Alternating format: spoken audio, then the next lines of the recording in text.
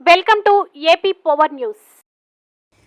అనకాపల్లి మండలం గొలగం గ్రామానికి చెందిన తోటాడ బాబ్జీ తన ఇంటి పన్ను మార్చడం కోసం పంచాయతీ సెక్రటరీ కన్నబాబుకు దరఖాస్తు చేసుకోవడంతో ఇంటి పన్ను మార్చాలంటే 10,000 రూపాయలు లంచం ఇవ్వాలని బాబ్జీ డిమాండ్ చేశారు.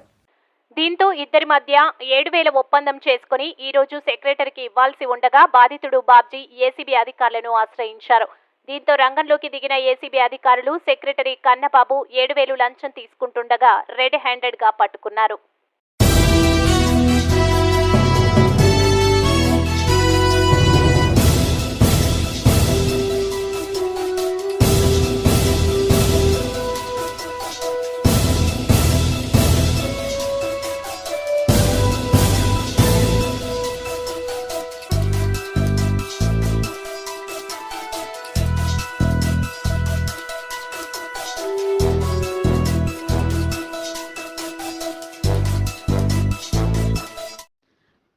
Subscribe our channel AP Power News.